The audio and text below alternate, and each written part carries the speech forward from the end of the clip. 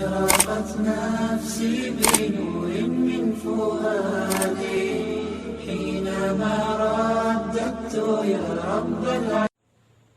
نحمده ونصلي على رسوله الكريم. أما بعد فأعوذ بالله من الشيطان الرجيم. بسم الله الرحمن الرحيم. لإيلاف قريش إيلافهم رحلة الشتاء والصيف فليعبدوا رب هذا البيت الذي أطعمهم من جوع وآمنهم من خوف. صدق اللہ العظیم. اللہ رب العزت نے قرآن پاک کی سورۃ القریش میں یہ بات ارشاد فرمائی ہے کہ قریش اللہ کی رحمت سے موسم سرما و گرما کے سفر کے عادی ہو گئے ہیں، اس لیے ان کو نعمت کے شکریہ میں اس خدا کی عبادت کرنی چاہیے جو اس گھر کا مالک ہے، اور اس نے ان کو بھوک سے کھانا دیا اور خوف سے امن دیا. کل کے درس میں آپ کے جد امجد قصی بن کلاب تک آپ صلی اللہ علیہ وسلم کے شجرہ نسب کے تعارف کے سلسلہ کا اختتام ہوا، اور یہ بات کل کے درس میں عرض کی گئی کہ یہ قصی بن کلاب قریش خاندان کے پہلے فرد ہیں جنہوں نے خاندان قریش کے منتشر قبائل کو ایک جگہ پہ جمع کیا مکہ کے قریب، اور پھر ان تمام کے تمام قبائل کی تمام کے تمام خاندانوں کی قیادت اور امارت یہ ان کے ذمہ میں آئی. ہر قسم کے انتظامی معاملات، کاروباری، تجارتی، جنگی، سیاسی، تمام کے تمام ان کے سپرد تھے، اور ہر قبیلہ ان کی مشاورت سے آگے قدم بڑھاتا. لیکن جب ان کی وفات ہوئی تو اس کے بعد پھر یہ ذمہ داریاں مختلف قبائل میں تقسیم ہو گئیں. اس کے متعلق مختصراً میں قریش کے مختلف قبائل کی ذمہ داریوں کے حوالے سے آپ کے سامنے آج کے درس میں کچھ گزارشات کروں گا کہ قصی بن کلاب کی وفات کے بعد مختصراً ان قبائل کو جو ذمہ داریاں سونپی گئیں وہ 12 حصوں میں تقسیم ہوئیں. سب سے پہلی حجابت جسے کہتے ہیں عربی کے اندر، کہ بیت اللہ کی دربانی اور مسجد الحرام کی خدمت. تو یہ خدمت قریش کے قبیلہ بنی عبد الدار کے سپرد تھی، جنہوں نے یعنی بنی عبد الدار نے یہ ذمہ داری پھر حضرت عثمان بن طلحہ رضی اللہ تعالیٰ عنہ کے سپرد کی، جو کہ بعد میں پھر مسلمان بھی ہوئے. اس کے بعد دوسری ذمہ داری سقایت یعنی حجاج کو زمزم کا پانی پلانا. یہ خدمت بنو ہاشم کے سپرد تھی، اور بنو ہاشم سے پھر آگے یہ ذمہ داری حضرت عباس رضی اللہ تعالی عنہ کو ملی، اور وہ جب اسلام لائے تو اس وقت یا اس سے پہلے اس ذمہ داری کو سر انجام دے رہے تھے. تیسرے نمبر پہ رفادت یعنی فقراء، مساکین، حجاج اور مسافروں کی اعانت اور امداد کرنا، اور اس محکمہ میں محتاج لوگوں کی، ضرورت مند لوگوں کی امداد کے لیے کچھ چندہ مخصوص کیا گیا تھا، تو وہ چندے کی رقم جو جمع ہوتی تو وہ جو خدمت سر انجام دیتے تھے ان کا نام ہے وارث بن عامر. یہ وارث بن عامر بنی نوفل کے قبیلے سے ہیں. یہ اس ذمہ داری پر مامور تھے. یہ بھی خاندان قریش میں سے ہیں. پھر مسجد الحرام کی حفاظت، تعمیر اور مرمت یہ ایک مستقل ذمہ داری تھی، مستقل ایک شعبہ تھا. تو اس کے ذمہ دار اور نگران بھی بنی ہاشم تھے، اور ان سے پھر یہ ذمہ داری ملی حضرت عباس رضی اللہ تعالیٰ عنہ کو. اس کے بعد سفارت ہے، یعنی دو فریقوں کا آپس میں معاملہ، مراسلت، تعلقات. تو یہ خدمت بنی عدی کے سپرد تھی، اور بنی عدی سے پھر یہ منتقل ہوئی جناب عمر بن خطاب رضی اللہ تعالیٰ عنہ کی طرف. چونکہ ان کا تعلق بنی عدی سے ہے اور یہ قریش کا خاندان ہے بنی عدی، تو یہ ذمہ داری حضرت عمر بن خطاب رضی اللہ تعالیٰ عنہ کے سپرد تھی. اس کے بعد چھٹی ذمہ داری ہے ندوہ، یعنی مشورہ. یہ بنی اسد میں سے یزید بن زمعہ بن اسود یہ مجلس شورا کے ندوہ میں امیر تھے. ساتویں ذمہ داری ہے قبہ، یعنی بوقت جنگ فوج کے لیے خیموں کا انتظام کرنا. یہ خدمت بنی مخزوم کے سپرد تھی، اور بنی مخزوم کی جانب سے یہ ذمہ داری منتقل ہوئی حضرت خالد بن ولید رضی اللہ تعالیٰ عنہ کی طرف. یہ اس کے ذمہ دار تھے جنگی انتظامات کے. آٹھویں ذمہ داری ہے لوا، یہ کہتے ہیں علم برداری کو، اس کو عقاب بھی کہتے ہیں. تو علم برداری یہ بنی امیہ کے سپرد تھی، جس کو ابو سفیان جو کہ حضرت امیر معاویہ رضی اللہ تعالیٰ عنہ کے والد گرامی تھے اور خود بھی مسلمان ہوئے، یہ اس ذمہ داری کو پورا کرتے تھے. یعنی قریش کی جو علم اٹھانے کی ذمہ داری ہے وہ بنو امیہ کے سپرد تھی. نویں ذمہ داری تھی اعنہ، زمانہ جنگ یا زمانہ گھوڑ دوڑ میں گھوڑوں اور سواروں کا انتظام کرنا. اس خدمت کو بھی بنو مخزوم کے سپرد کیا گیا تھا، اور پھر ان کی طرف سے یہ منتقل ہوئی حضرت خالد بن ولید رضی اللہ تعالیٰ عنہ کی طرف. عرضے کہ خالد بن ولید رضی اللہ تعالیٰ عنہ زمانہ جاہلیت میں بھی امیر الحرب تھے، یعنی مجاہدین کے امیر اور کمانڈر تھے. تو بہرحال یہ اس کے لیے موضوع بھی تھے. آپ نے ان کے اسلام لانے سے پہلے کے حالات بھی ان کے پڑھے اور سنے ہوں گے، اور اسلام لانے کے بعد کے بھی حالات آپ نے ان کے پڑھے اور سنے ہوں گے. اور یہی وجہ ہے کہ اللہ رب العزت نے انہیں سیف اللہ کا لقب دیا. یعنی خالد بن ولید کوئی عام انسان نہیں، بلکہ یہ اللہ کی تلوار ہے. تو یہ بہت بڑا اعزاز تھا ان کے لیے. بہرحال 10ویں نمبر پہ ذمہ داری ہے اشناق، قبائل کے باہمی منافشات، معاملات، لڑائی جھگڑے، انہیں رفع کرنے کے لیے اور انہیں سلجھانے کے لیے دیت اور تاوان اور اس طرح کے دوسرے معاملات جو تھے، تو ان کی جو ذمہ داری تھی یہ خدمت ذمہ تھی بنی تمیم کے، اور ان میں سے پھر یہ ذمہ داری منتقل ہوئی جناب سیدنا ابو بکر صدیق رضی اللہ تعالیٰ عنہ کے سپرد.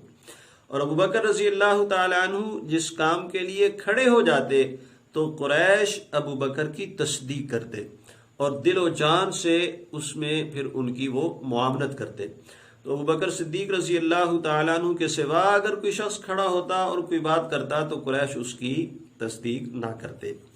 اموال مہجرہ، یہ اموال موقوفہ جو بتوں کی نظر و نیاز کے لیے وقف کیے جاتے تھے، تو یہ ذمہ داری تھی بنی سہم میں، اور ان سے پھر یہ منتقل ہوئی حارث بن قیس کی طرف، وہ ان چیزوں کا متولی تھا.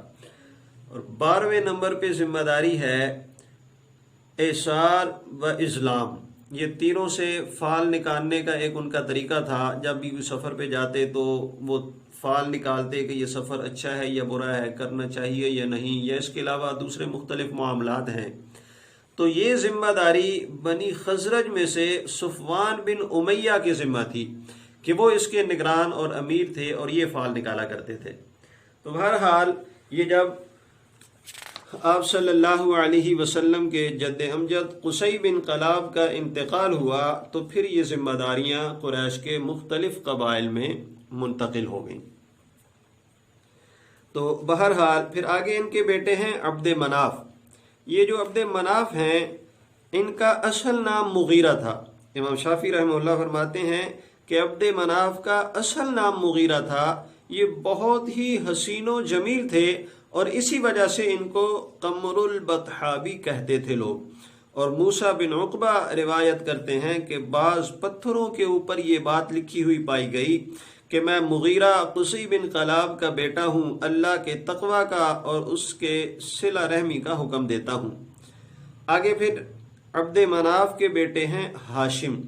امام مالک اور امام شافعی رحمہ اللہ فرماتے ہیں کہ بنی ہاشم یہ ان کی اولاد ہے، اور ہاشم کا اصل نام جو ہے وہ عمر تھا۔ مکہ میں چونکہ قحط پڑا اور انہوں نے مکہ کے لوگوں کے لیے شوربے کے اندر روٹیاں چور کر کے کھانے کا انتظام کیا اور انہیں وافر مقدار میں کھانا مہیا کیا، اور یہ کوئی ایک بار نہیں بلکہ کئی بار انہوں نے ایسا کیا۔ تو چونکہ حشم کے معنی چورا کرنے کے ہوتے ہیں تو اس لیے ان کا نام پڑ گیا ہاشم۔ تو بہرحال یہ ان کی ایک خدمت تھی اہل مکہ کی، جس کی وجہ سے اس نام سے پھر یہ مشہور ہوئے۔ نہایت یہ حسین و جمیل انسان تھے، اور پھر غریب مسافروں کے لیے سفر کا انتظام کرتے، انہیں اونٹ مہیا کرتے، ان کی اور جو سفری ضروریات ہوتی وہ اس کا ان کے لیے انتظام کرتے۔ تو یہ اس مزاج کے مالک تھے۔ اور پھر ان کی پیشانی کے اوپر نور نبوت چمکتا تھا۔ علماء بنی اسرائیل جب آپ کو دیکھتے تو آپ کو سجدہ کرتے، آپ کے ہاتھوں کو بوسہ دیتے۔ قبائل عرب اور علماء بنی اسرائیل نکاح کے لیے اپنی لڑکیاں انہیں پیش کرتے، حتیٰ کہ ایک مرتبہ ہرقل روم اس نے آپ کو خط لکھا کہ مجھ کو آپ کے جود و کرم کی اطلاع ملی ہے، اور میں اپنی شہزادی کو جو حسن و جمال میں یگانہ روزگار ہے آپ کی خدمت میں دینا چاہتا ہوں، آپ کی زوجیت میں دینا چاہتا ہوں، آپ یہاں تشریف لائیں تاکہ میں اپنی شہزادی کا آپ سے نکاح کرواؤں۔ لیکن ہاشم نے اس سے نکاح کرنے سے انکار کر دیا۔ اصل مقصد شاہ روم کا یہ تھا کہ وہ نور نبوت جو ہاشم کی پیشانی پہ چمک رہا ہے اس کو میں اپنے گھرانے میں منتقل کر لوں۔ لیکن بہرحال یہ ان کا اپنا ایک مزاج تھا، انہوں نے اس کی اس دعوت کو قبول نہ کیا۔ اور پھر قریش کے اندر سب سے پہلے ہاشم نے یہ دستور جاری کیا کہ سال میں 2 مرتبہ تجارت کی جائے۔ ایک مرتبہ موسم گرما میں قافلوں کو شام کی طرف روانہ کیا جائے، اور دوسرا موسم سرما میں قافلوں کو یمن کی طرف روانہ کیا جائے۔ پھر اسی موسم کے مطابق، دستور کے مطابق ہر موسم میں قافلے روانہ ہوتے، اور جوگ در جوگ بیابانوں اور خشک ریگستانوں اور بحر و بر کو قطع کرتے ہوئے یہ قافلے کبھی یمن کی طرف جا رہے ہیں، کبھی حبشہ کی طرف جا رہے ہیں۔ تو یہ چہل پہل اور یہ رونق ان کے دور کے اندر قافلوں کی آمد و رفت کی شروع ہوئی۔ تو ان کے متعلق شعراء نے لکھا ہے کہ سفرینی سنہا لہو ولقومہ سفر الشتاء ورحیت الاصیاف، یعنی ہاشم نے اپنی قوم کے لیے 2 سفروں کا طریقہ جاری کیا، ایک سفر سردی کا اور دوسرا سفر گرمی کا۔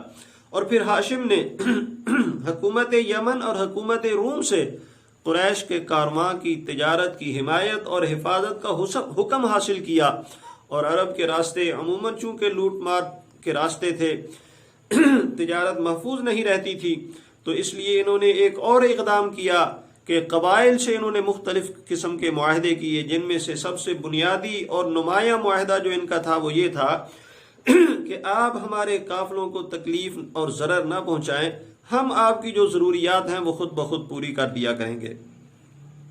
ان کی اس حسن تدبیر کا یہ نتیجہ ہوا کہ سارے کے سارے راستے محفوظ اور مامون ہو گئے تجارتی قافلوں کے لیے۔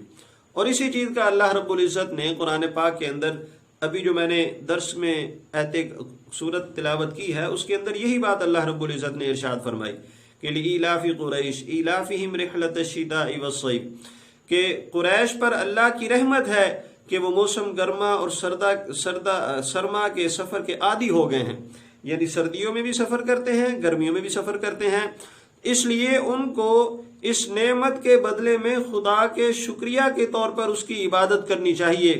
اور پھر اس نے ان کو بھوک سے کھانا کھلایا اور خوف سے امن دیا، یعنی تجارت کے ذریعے ان کے رزق میں اضافہ ہوا، اور تجارتی راستوں میں جو لوٹ مار کا سلسلہ تھا وہ بھی اللہ رب العزت کے فضل و کرم سے ختم ہو گیا۔ تو بہرحال یہ ان کا سخاوت، جود و سخا، یہ عرب قبائل میں ہی نہیں بلکہ پوری دنیا میں مشہور تھا، اور اسی وجہ سے لوگ ان کو عزت اور احترام کی نگاہ سے دیکھا کرتے تھے۔ ایک بار ان کا قافلہ تجارت کی غرض سے سفر کے لیے روانہ ہوا یمن کی طرف، تو یہ راستے میں رکے۔ مدینہ منورہ میں ان کا ٹھہراؤ تھا۔ وہاں بازار میں ایک عورت پر ان کی نظر پڑی۔ نہایت حسین و جمیل ہونے کے ساتھ ساتھ وہ شرافت، نجابت اور فہم میں بھی نہایت ان کو نمایاں اور خوبصورت نظر آئی۔ تو ہاشم نے دریافت کیا کہ کیا یہ عورت کسی کی منکوحہ ہے یا غیر منکوحہ ہے؟ تو معلوم کرنے پر پتہ چلا کہ یہ شادی ہوئی تھی اس کے ہاں 2 بچے بھی پیدا ہوئے، عمر اور معبد، لیکن ان کے شوہر نے انہیں طلاق دے دی۔ تو انہوں نے اس عورت کو پیغام نکاح بھیجا، اور اس نے اس پیغام کو ہاشم کی نسبی شرافت اور ذاتی ان کے مکارم اور جود و سخا کے چرچے سننے کی وجہ سے اس پیغام نکاح کو قبول کیا۔ اس عورت کا نام سلمہ بنت عمرو تھا، جو قبیلہ بنی نجار سے تھی۔ نکاح کے بعد ہاشم نے ایک دعوت کی، تمام قافلے والوں کو اس میں شریک کیا، اور کچھ لوگ قبیلہ خزرج کے بھی مدعو ہوئے۔ اس طرح نکاح کے بعد ہاشم نے کچھ عرصہ، کچھ روز مدینہ منورہ میں قیام کیا۔ انہی دنوں اسی دوران ان کی اہلیہ سلمہ کو حمل ہوا، جس سے عبد المطلب پیدا ہوئے۔ تو جس وقت یہ پیدا ہوئے تو ان کے سر میں ایک بال سفید تھا، اس لیے ان کا نام شیبہ رکھا گیا۔ ہاشم قبیلہ کے ساتھ، قافلہ کے ساتھ سفر کی طرف روانہ ہوئے، اور غزہ پہنچ کر ہاشم کا انتقال ہو گیا، اور وہیں پھر اسی مقام پر ان کی قبر بنی۔ تو یہ آپ صلی اللہ علیہ وسلم کے جد امجد ہاشم بن قصی کا تھوڑا مختصر جو تعارف تھا وہ میں نے آپ کے سامنے پیش کیا۔ اس کے بعد آگے آپ کے دادا جناب عبد المطلب، اور اس کے بعد پھر ان کے بیٹے آپ کے والد سیدنا عبداللہ، اور پھر اس کے بعد جناب نبی کریم صلی اللہ علیہ وسلم حضرت عبداللہ کے بیٹے ہیں۔ تو یہ آپ صلی اللہ علیہ وسلم کا ایک خاندانی شجرہ تھا، ایک خاندانی سلسلہ تھا، جو کہ اللہ کے نبی صلی اللہ علیہ وسلم نے خود اپنی زبان سے بیان فرمایا، اور امام بخاری نے بخاری شریف کے اندر اسے محفوظ کیا۔ تو اس حوالے سے میں نے مناسب سمجھا کہ وہ نام جن کی اللہ کے نبی صلی اللہ علیہ وسلم نے اپنے شجرہ نسب کے حوالے سے وضاحت اور نشاندہی کی ہے، ان کے متعلق کچھ مختصراً جس حد تک ممکن ہو سکے آپ کے آباء و اجداد کا تعارف پیش کر دیا جائے۔ تو اللہ رب العزت کے فضل و کرم سے جتنا ہو سکا، جتنی معلومات مجھے حاصل ہوئیں، میں نے آپ احباب کے سامنے جناب نبی کریم صلی اللہ علیہ وسلم کا شجرہ پیش کر دیا ہے۔ اب اس کے بعد آگے عبد المطلب ہیں، یا آگے ان کے بیٹے عبداللہ ہیں، جناب نبی کریم صلی اللہ علیہ وسلم کی ذاتی سیرت یہ آپ خطبہ، واعظین اور مدرسین سے مختلف انداز میں سنتے ہی رہتے ہیں۔ تو اس کے بعد انشاءاللہ میری کوشش ہوگی کہ اب جناب نبی کریم صلی اللہ علیہ وسلم کی ذاتی زندگی کے حوالے سے آپ احباب کے ساتھ کچھ گفتگو کی جائے، اور آپ صلی اللہ علیہ وسلم کی ذاتی زندگی میں جو چیزیں ان کی طرف منسوب تھیں، ان کے ساتھ منسلک تھیں، ان کے ساتھ تعلق تھا جن چیزوں کا، اس حوالے سے مختصراً میں خاکہ آپ کے سامنے پیش کروں۔ دعا ہے اللہ رب العزت سے کہ جو کچھ اب تک بیان کیا اللہ رب العزت اسے اپنی بارگاہ میں قبول فرمائے، اور ہمارے لیے، میرے لیے بھی، اور آپ تمام سننے والے احباب کے لیے بھی اسے ذریعہ نجات بنائے۔ وآخر دعوانا ان الحمد للہ رب العالمین۔